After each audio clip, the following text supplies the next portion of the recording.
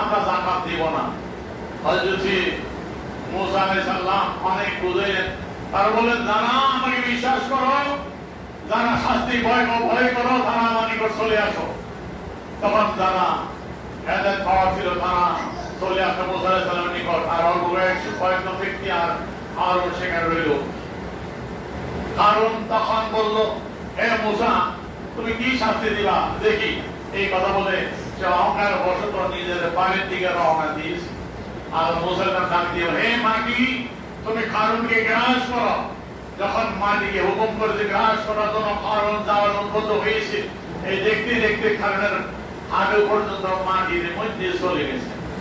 এখন ডাক দিয়ে বলে মুসা, হে কারণ এখনো সময় আছে, তুমি এখনো ফিরে আসো, যাকাত আদায় করো, আল্লাহর আদেশ পালন করো, তওবা করো, আল্লাহর করার জন্য মাফ করা হবে। কারণ বলছে না, আমি যাকাত দিব না। কারণ মনে করছে মোবাইল কারণ বলছে মাটির নিচে পাবে, নিচে পা উঠে গেছে, আটা ধরলে ঠিক হয়ে যাবে। যখন কারণ হারার জন্য পা উঠেছে আর পা উঠে না, দেখতে দেখতে কারণের খবর পর্যন্ত চলে গেছে। এখন কারণ ডাক দিয়ে তার সঙ্গী সাথীদের, এ আমার সঙ্গী সাথে আমাকে এখান থেকে টেনে ধরো, বাঁচাও। তার সঙ্গী সাথী যে কয়জন ছিল তাদেরও লক্ষ্য করেছে, তারাও মাটির নিচে যাচ্ছে। তারা মুসার ডাক দিয়ে বলো, আল্লাহর নবী ও মুসা আলাইহিস সালাম, আমাদের বাঁচা মাফ করো, আমাদের মাফ করলে আমরা যাকাত আদায় করবো, যা চান তাই করবো, আমাদেরকে মাফ করে দেন, বাঁচান। মুসা বললেন ঠিক তো, হ্যাঁ সঠিক। তাদের দোয়া করলেন, তারা বেঁচে গেল। এটা দেখে কারণ ডাক দিয়ে, আল্লাহর নবী ও মুসা আলাইহিস সালাম, আমার জন্য দোয়া করেন, আমিও যাকাত আদায় করবো, আমার জন্য একটু দোয়া, আমাকে বাঁচান, আমার সম্পদ দিয়ে যান।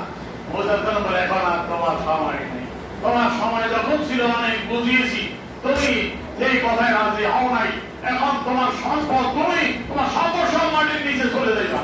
বলতে দেরি, দেখতে দেখতে এই পর্যন্ত কারণের মাটির নিচে চলে গেছে। এখন কারণ ডাক দিয়ে বলে, ও মুসা আলাইহিস সালাম, আমার জীবনটা বাঁচাও, আমার কোনো সম্পদ দরকার নাই, সব নিয়ে যাও, সব নিয়ে যাও, করে মিছিল দিয়ে দাও, শুধু আমার জীবনটা বাঁচাও। মুসা আলাইহিস সালাম বলে, এখন আর বলে লাভ নাই, তোমার সম্পদ সহ তোমাকে মাটির নিচে গ্রাস করা হবে, তুমি সম্পদ সহ মাটির নিচে চলে যাবে, তোমার সম্পদ আর কাজে আসবে না। যখন সময় ছিল তখন তুমি ফিরে আসো না, অনেক বোঝানো হয়েছে। দেখতে দেখতে কারণ মাটির নিচে চলে গেল, তার বিশাল সম্পদ, অট্টালিকা, বাড়িঘর, স্বর্ণ রূপা সব একে একে মাটির নিচে দাফন হয়ে গেল। বলে নাউযুবিল্লাহ। এই শাস্তি হলো কারণের যাকাত না দেওয়ার কারণে।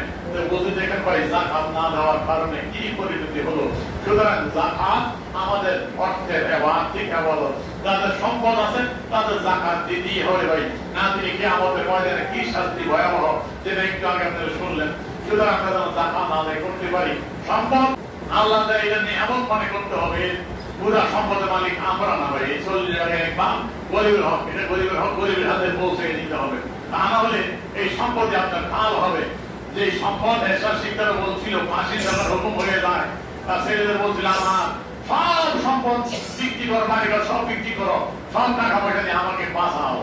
আর কাজ হয় না। সুতরাং শাস্তি যখন চলে আসে তখন আর কাজ হয় না। শাস্তি আসার আগেই যেন আমরা হেদায়েত পেয়ে যাই। আমরা যারা যাকাত সঠিক আদায় করি না, আমরা যারা সঠিকভাবে যাকাত আদায় করতে পারি, এই যাকাত আদায় না করার অন্যতম কারণ বৃষ্টি না হওয়া। আমরা এই রহমতের বৃষ্টি যখন ইস্তেসকার নামাজ পড়ি যাই বলি, আল্লাহ রহমত চাচ্ছি, রহমত কেন হয় না? এইটা অন্যতম কারণ আমরা, আমাদের দেশে ধনী লোকের অভাব নেই ভাই। বাজারে একটা গরু জবাই করলে দেখা যায় মুহূর্তের মধ্যে শেষ হয়ে যায়, ঠিক কিনা কারণ ভাই? তাহলে বুঝা গেল ধনী লোক কম নাই ভাই। কিন্তু যাকাত আমরা আদায় করি না ঠিকভাবে।